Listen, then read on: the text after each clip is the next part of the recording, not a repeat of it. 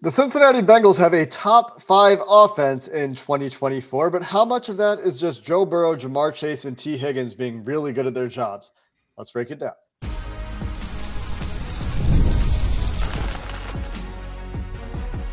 You are Locked On Bengals, your daily Cincinnati Bengals podcast.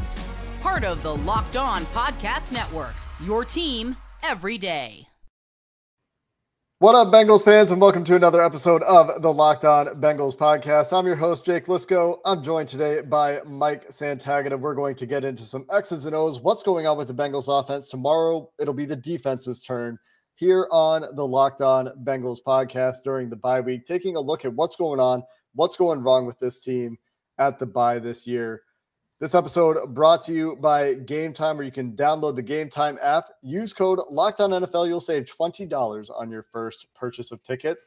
And if you're an everydayer, welcome back to Locked On Bengals. If you're one of those out there that make us your first listen, we appreciate you making us part of your routine. If you're new, well, you can hit the subscribe button and stay up to date on all things Bengals throughout this season and into the offseason. As there is no offseason, really, for Locked On Bengals, and certainly not in the middle of the season, even on the bye week. You can find more of Mike's work at Bengals Talk SI, at It's Always Game Day in Cincinnati, and on Twitter, you can follow him at Bengals_Sands. And Mike, today we're going to take a nice long look at the Cincinnati Bengals offense. And I think where we can start is there's obviously a lot of scrutiny around the Bengals at 4-7. There's a lot of scrutiny around Zach Taylor, around play calling.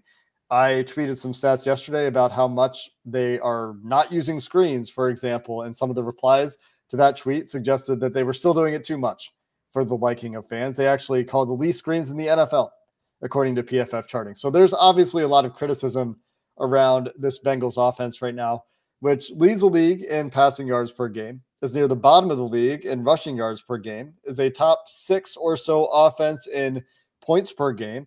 They will be a top 4 offense if Evan McPherson were perfect this year, which is kind of staggering to think about the difference that, they would be, top 4, the difference that missed field goals makes over the course of a season. But when you think about this team from what they're trying to do schematically, how much is that working? Because to me, one thing that we've talked about a lot on this podcast in the last few weeks is Joe Burrow's creating a lot. They're winning a lot outside of structure. Some of that is to do with protection. Some of that is to do with play calls. So when you talk about what they're trying to do schematically this year, how does that look compared perhaps to previous years? What are the big goals of the Zach Taylor, Joe Burrow offense this year? I think the macro view of this offense is for it to run through Burrow, Chase, and Higgins. And really, it's can we isolate our superstar talents against their defense? Because look, they're better. That's essentially the idea of the offense to me. And for the most part, that works. The only time that it doesn't work schematically was Mike McDonald and the Browns, who just have players who match up well with those guys. So I think from that point, it works. Now we can get into a little bit more about it, but just the macro view is let's look at our best players and let's try to build the offense to just work through them. It can look difficult because you're asking high-level players to do very high-level things consistently, but it has produced results. I think another reason that it looks difficult is trench issues, is the lack of an effective or threatening run game. I will challenge the assertion about it mostly working with just a few examples this year, because they put up points against Kansas City. They got to 25. They put up points against Washington. That was a very bad defense. They put up points against bad defenses in Carolina and Baltimore and Vegas, and against a good defense in the Chargers last week, who was missing the defense was missing Khalil Mack, which is probably their best player this year, but still a good defense, well-coached defense, and they managed 27 points there and should have had more with a couple of red zone trips sputtering out and some missed field goals there. But against the Eagles, which is a good pass rush, but not great, not a great defense overall, only 17 points. Against the Giants, only 17 points. The Browns this year have been a mess in mass, in totality, even on that defensive side of the ball. Just 21 points there. And go back to the first game of the year against New England, when Joe Burrow is really not playing very well in that game, just 16 points. So it's not just the matchups, but it I guess is a question that we've asked before, which is, are there enough answers when those guys just aren't winning? Are there enough easy buttons? No, I think that is the point that you can get to. Some of those games were also just the Giants game was just destructive pass rush, and just a couple of those were like that. But Right. I think you're right. There's not easy answers built into this offense. And I think a good example of that is the half-baked idea of this pistol set that they were using. First 2 weeks, it's like, oh, this is really cool. Look at them. They motion this guy across to get to power, to get to counter, to get to all these different runs. Okay, but every single one of those runs goes towards the motion man. So not only was it half-baked in terms of, yeah, this will get us good angles and we can get a guy on the run to really get movement on that kick-out block. That's okay. That's a good idea. But how do you never build anything off that? The only thing they built off that was a go ball to Jermaine Burton, which he caught against the Chiefs in week 2. And then they're still putting it out there like week 9. And by that point, teams are just cheating it. Like the guy's trying to destroy he's just cheating across the back block. Once you see that motion, the safety, he's coming down to fit the run. They don't have a play action off of it. They never put a boot in off of it. They never put a run to the opposite side in off of it. Never even just RPO'd it. And if I can come up with all these ideas, an NFL coach needs to be able to install at least some of those ideas to have something that can counter off of this, whether that's a run the opposite way when they cheat those back blocks and everything else, or you've got a safety coming up, you've got linebackers creeping in, have some type of play action built in there, or even just RPO it and slide that becomes a slide route, and you can just throw it to Eric all in space with nobody there because they're all crashing the run. I think that's when we get to like, they don't build easy buttons very well. They do a good job of isolating their players, but when you get a good matchup where those players aren't winning 75% of the time, what's your next move? And for them, that was, I think, what the other part of the offense was supposed to be. And it worked for a couple of weeks. And then the film's out there and teams, it's not a hard tendency. It's something that, like, I think everybody in Cincinnati knew when 83 motioned across the formation, oh, they're running right where he's going. And I think that fits hand in hand with some other ideas. Like one, we have this easy button issue where they're asking Joe Burrow and these wide receivers and even Chase Brown in the running game to just execute at a exceedingly high level. And they're really good, so they often can, but it leads to inconsistency, which we've seen with slow starts, which we've seen with inability to finish in clutch moments, which we've seen be, you alluded to this when talking about the Giants game specifically, and even the Philly game, very disrupted by these top-end pass rushes. Even to an extent in that Chargers game, one of the reasons that Joe Burrow plays the way that he plays at the end of the game, one of the contributing factors to the offense's inability to complete those drives at the end of the game is that Joe Burrow is reacting to pressure in those instances. Whether or not he should be reacting to pressure, whether or not it's real pressure, at some point when you're getting hit 20 times a game, you start reacting a little bit more quickly. You see him get sped up a little bit. And the offense can still work when he's going well. Even a sped up Joe Burrow is still pretty good. Not like week 1 sped up, not like week 1 sped up Joe Burrow, but like week 11 sped up Joe Burrow can still move the offense. But some of it isn't even him being sped up. It's that he's getting to his back foot and having to bail the pocket, having to extend plays. Some of it is he has to shake a guy off of him, whether it's Derwin James or Bosa or whoever, Chris Jones in the past.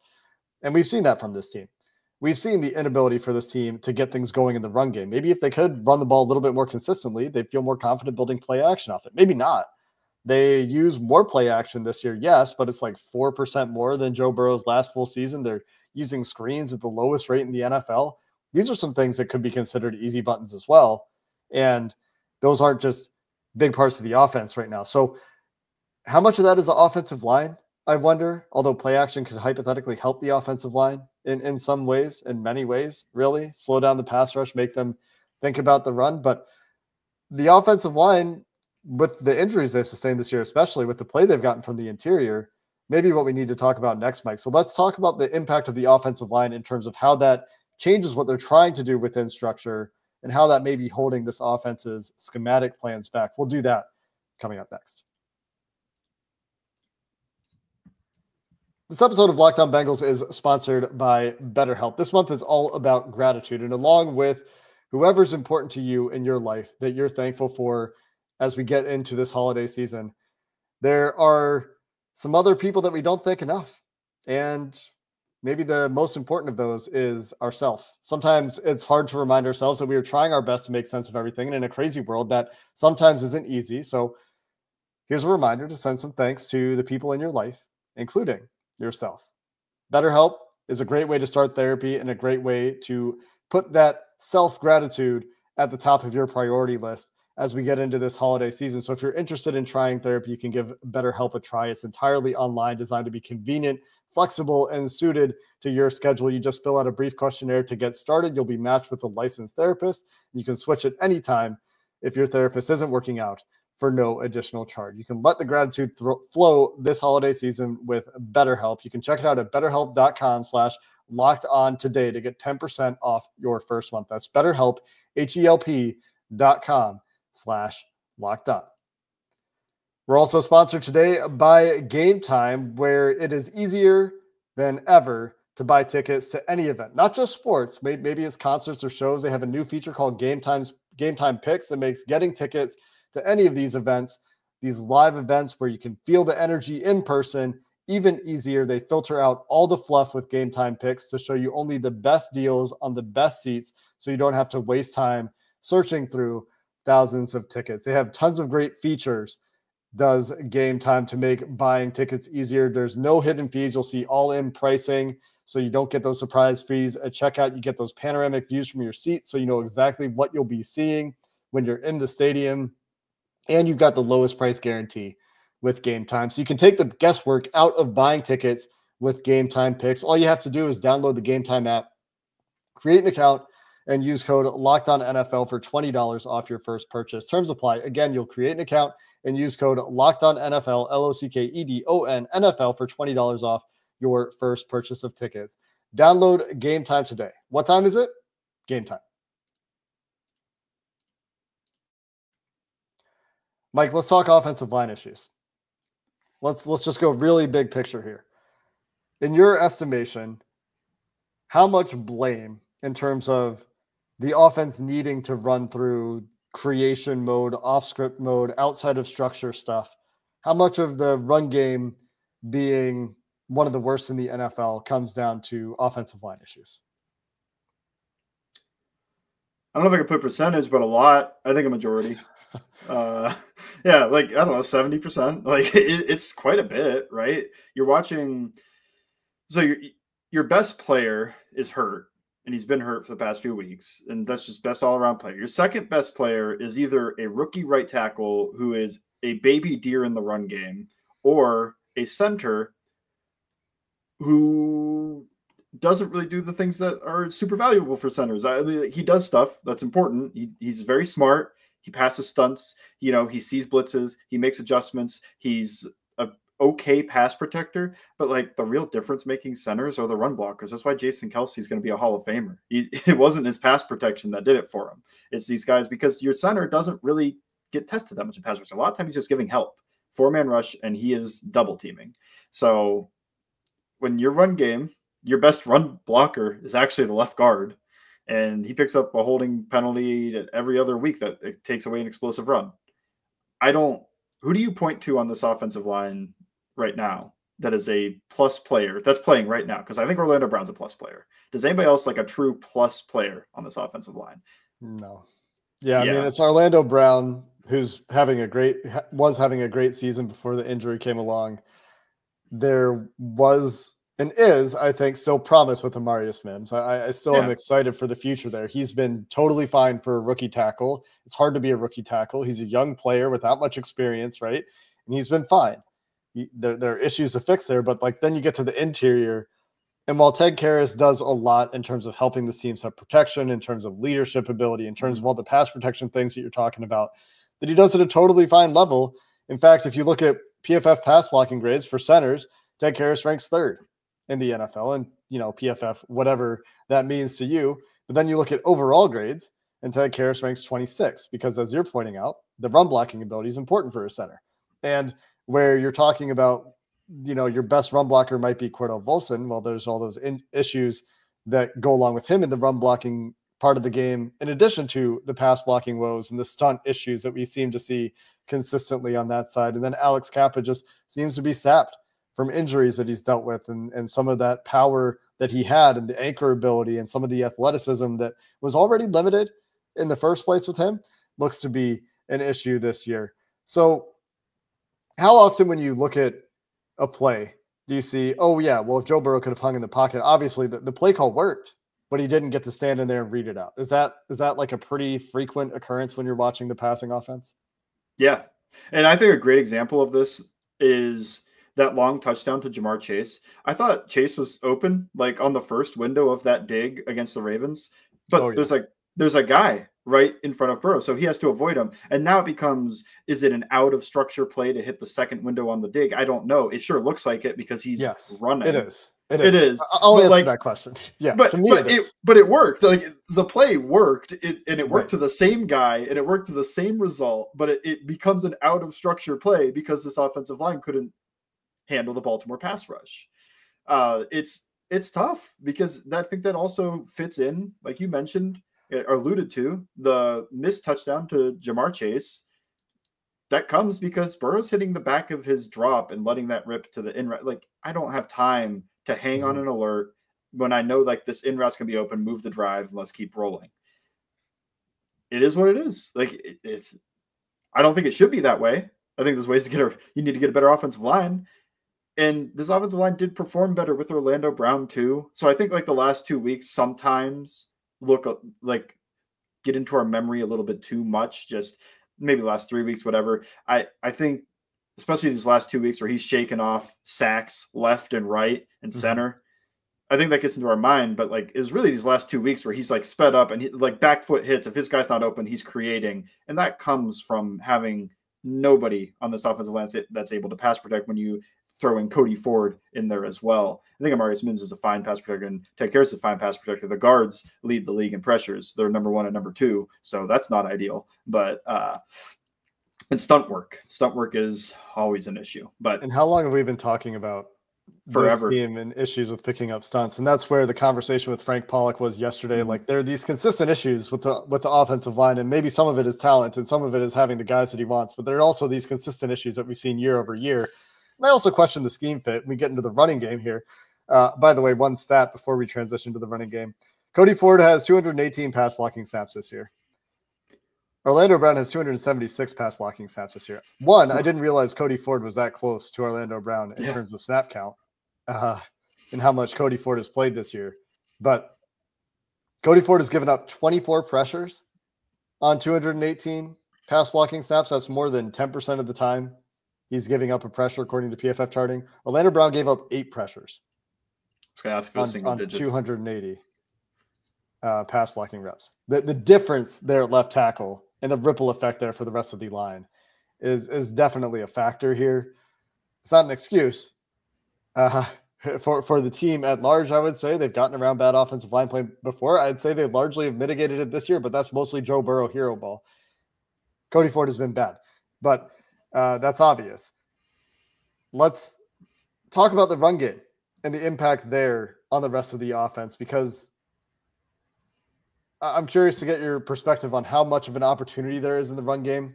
Like how much are teams daring the Bengals to run the ball, and they try to run the ball perhaps into light boxes, like light box kind of stuff, the success rate into light boxes versus how much they're just passing it up or passing things up that they can build off of it, and how well that marries into the rest of the offense, because that's been a criticism of this offense in the past. We'll talk about that coming up next and get into how sustainable this kind of offense is when it relies so much on these superstars that may not be around in Cincinnati forever, especially in the case of T. Higgins, who looks likely to depart after this year. We'll finish the show with those offensive topics coming up next. This episode of Locked On Bengals is sponsored by FanDuel, America's #1 sportsbook. And one of the many reasons they're the #1 sportsbook in the United States is that new customers, when you win your first $5 bet, will get $150 in bonus bets. That's just a whole lot of free money that you can play with the FanDuel Sportsbook. And not only that, the FanDuel Sportsbook app has all the information that you need in one place. If you want to get into some live bets during games, during NFL Sundays or college football Saturdays. So when you get that hunch in the middle of the game, you can see the latest stats, the latest play-by-play, and so much more information on the same page where you place your bets. That means you don't have to tab between multiple tabs or flip between multiple screens on your phone. You get all the info in one place. And when you win that first $5 bet, like I said, at FanDuel.com, you will get $150 in bonus bets to play with. You can check it all out at FanDuel.com. Never waste a hunch and make every moment more with FanDuel, an official sportsbook partner of the NFL. Let's talk run game, Mike.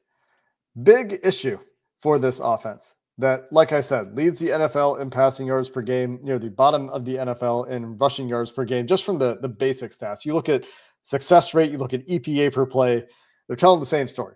This is not a good running team, even though I think Chase Brown is having a pretty good season. This is a really good passing team. The teams that can do both, the Lions, the Ravens, the Bills, these are the teams that are ahead of the Bengals. Even the Commanders, the Buccaneers. The 5 teams ahead of the Bengals in scoring offense this year can all run the ball significantly better than the Bengals can run the ball. What is that impact on the offense, and how is it performing where they're getting dared to run, as we talked about just a couple of minutes ago? Yeah, you get dared to run, and one of the reasons I brought up that pistol stuff is because I thought that was one of the few times that they're not. I like when they don't treat the running game like a kid eating their vegetables. Like when they're just running duo and inside zone, that is let's take a hit off the quarterback and pick up 4 yards. You don't get to pass the ball until you've had your broccoli.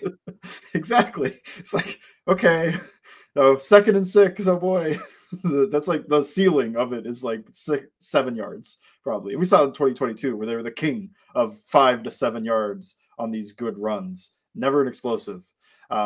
But like the pistol stuff, I thought had the ability to become explosive plays. Like there's runs in there that I think when you're running 12 personnel and on a whiteboard, you've got everybody blocked up and the running back one-on-one with the safety. Now, how often the Bengals get there, whatever. But you never get that one-on-one with the safety opportunity when I don't care if it's a light box. If you are running 5 offensive linemen as your whole thing and they are just running inside zone, I don't see that go for huge gains without some type of miraculous running back performance. And that's too much to ask for. I think that's too hard on a running back. So getting 5 yards, that's what it is. So I get excited about when they don't do that. And that includes this pistol set. This pistol thing was pretty good idea. You get downhill, you get these runs with 12 personnel, good blocking. You got 2 blocking tight ends in this mix to be able to do this, do all this funky stuff in there.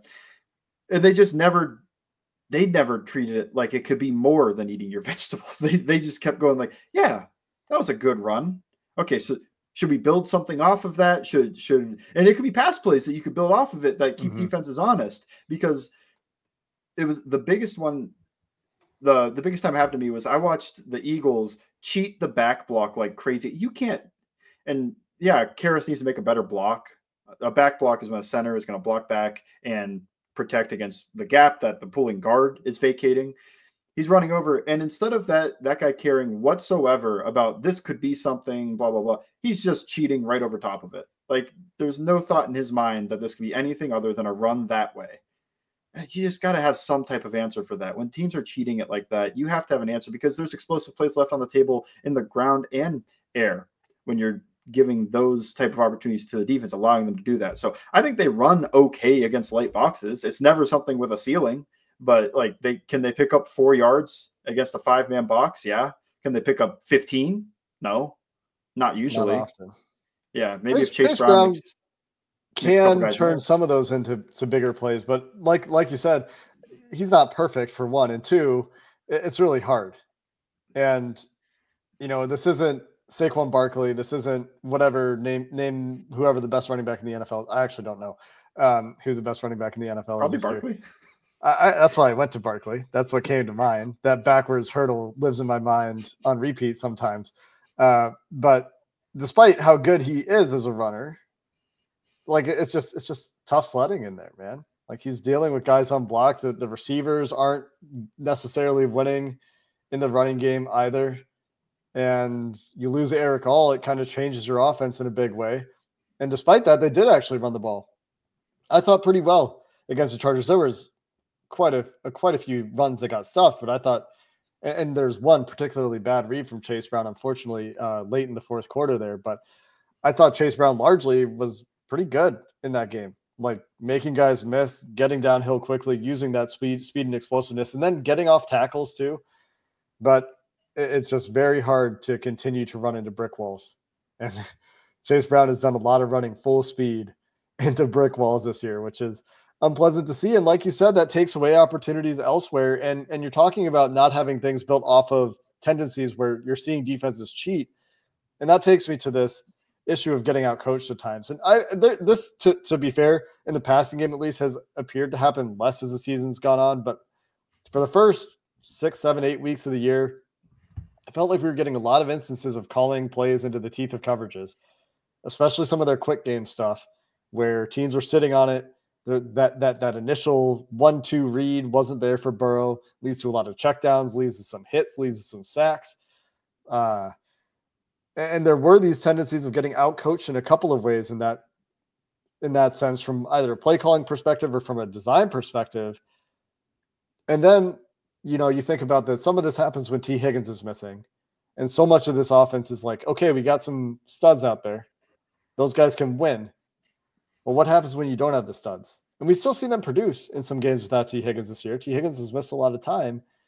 But without those easy buttons, without having these answers in the running game, without the physicality you need and the protection that you need on the offensive line, feels like there's a lot that needs to change there. And maybe it's not a structural change that's needed, although easy buttons, I think, and having more answers and diversity in your running game when you see teams start to cheat, and fixing this issue where the play call is getting in too late. Those things you could talk about from a coaching perspective, but what are your thoughts around this conversation in general, where we're talking about what needs to change? Is it more structural or is it more personnel to you when you look at what they do, knowing that T. Higgins is unlikely to be part of the team's future? I think you got to find, I don't know if it has to be a major structural change, but the identity of the offense, when you lose Higgins, I think if your offense is just, we're going to try to isolate Ja'Marr Chase as much as we can, it's not going to work when the other guy's out there. Nobody cares. Yeah. It works when T. Higgins is out there, but it doesn't work when nobody cares about those guys.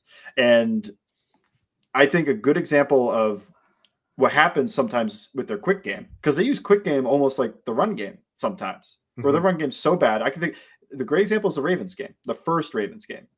They're using quick game really effectively. Think of all the slants that T. Higgins and Ja'Marr Chase were catching in that game for 8 yards, maybe it more. Worked the entire game until the interception. And that interception is knowing the tendency, one, and knowing how often the Bengals will run slant dragon, slant flat, or dragon line, whatever. Slant flat one side, double slant on the other side. The Ravens show one high safety, and despite Ja'Marr Chase being out of the numbers, that safety is playing, or he's inside the numbers. That safety's inside leverage. Even though it's cover one, he's not supposed to be doing that. He's supposed to be funneling to the safety behind him. That corner's playing inside leverage, and he's cheating the slant. And the reason for that is because, as you're saying, from a tendency perspective, from a tape study perspective, from a how offenses are designed perspective, they know, Marlon Humphrey knows that because of what they're showing on defense, Joe Burrow is reading out his side of the field. And he knows that if he gets a slant there, unless they hit him with a sluggo on that particular play, he has a great chance at an interception. So it's a gamble, but he gambled right. And that was a game-changing play, a season-changing play. I think a fade. I don't think it had to be a sluggo. Like inside leverage, pressed up on Ja'Marr Chase. Sure. If that was just like a fade route, something. But yeah, exactly. He knows. You get the idea. Like something different, a tendency. Single high, you're coming this way in quick game. So if I play inside leverage and cheat the slant, and Ja'Marr Chase doesn't run a great route on the play. So that's why it probably ends up in a pick instead of a PBU. But exactly what happens. He knows on his side of the field, he's going to get this slant flat combination. That's the side that's going to be red, because you have to read slant flat in this offense. When you get one high in this quick game look, cheat it. If you run so many slant routes, eventually you get caught. And that's why it can't really replace your run game. I think at times it can, but you can't use it just in lieu of a run game over the course of an entire game, especially because they don't really run a lot of outbreaking stuff in the quick game. I mean, stick sometimes, but it's not like you see a quick out on the outside as a staple of this offense. Yeah, there's some of it, but it's not something they spam the way that they spam some of the other stuff. They more so isolate their out routes to me, like 10 yards. Okay. Press vertical. I don't know. There's some like short yardage situations I'm thinking of where it's Jamar Chase on like outbreakers. The yo-yo motion. No, like just straight up like blaze out kind of stuff. There's only a few examples that I'm thinking of, but I was thinking like true. I did see Higgins run a true like 5-yard speed out in the last game, but they don't hammer that the same way they would hammer a slant route. They don't hammer that the same way they hammer a lot of their routes. So when you cheat that, I'm probably not getting an out route here. It just that fits in, and that's where it becomes: is this sustainable? That's where I'm just like pay T Higgins and try and make a minor structural change of just focus on your run game, like actually build an effective run game, bring in some type of good interior offensive line run blocking and be able to fix this run game. But we'll see. But because I think you really have to fix the run game if you lose T Higgins. And that becomes a big issue of a major structural change. I don't think this offense is ever going to be something that's not Burrow led. It's not going to be what Burrow doesn't want to do more than 50% of the time. Like you're going to probably see shotgun and all the stuff he loves doing, because at the end of the day, making your quarterback comfortable and having an extremely effective passing offense is going to be the best offense that you can muster, especially with these groups that they keep bringing in. It also feeds Jamar Chase, but it can't be this bad as a run unit. It can't be this bad up front. And you need to have ways to get other guys open that isn't just isolation, because that's, to me, why Burton and Yosivas, they're not doing a whole bunch. You think of Yosivas's catches, his big catches, those are isolation plays. His whatever route that is in front of the pylon against the Chiefs, he's running that isolation route and winning. And sometimes, it's just a little in route and he's able to throw that. I can think of a few of those, but sometimes they're just isolating Yosivas too. And is that sustainable? No, we know that. So can you find ways to get this to play off each other? I think there's concepts in there that are like 3-level flood reads and whatnot, but I don't think it's sustainable without T Higgins, this current offense. I think you can run some of it, but I think you got to figure something out to take some pressure off when he's not out there.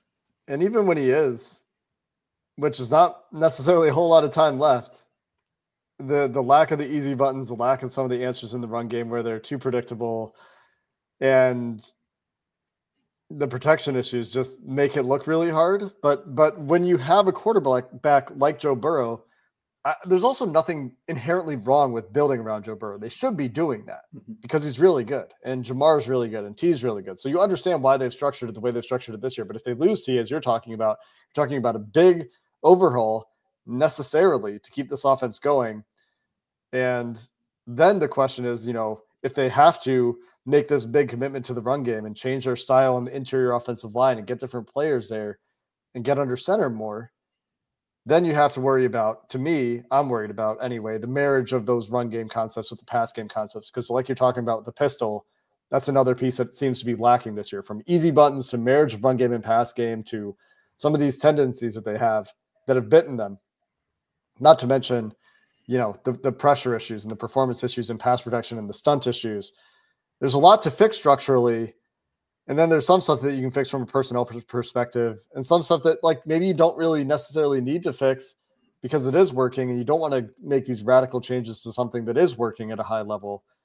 But finding that balance and finding some of those answers that we're talking about that are lacking right now is an important piece for this offense that needs to carry the team in a year like this until they figure out the defense, which is something that we'll talk about in our next episode. Mike, we're going to talk about what's going on with that defense from a structural perspective, from a coaching perspective, from a player perspective.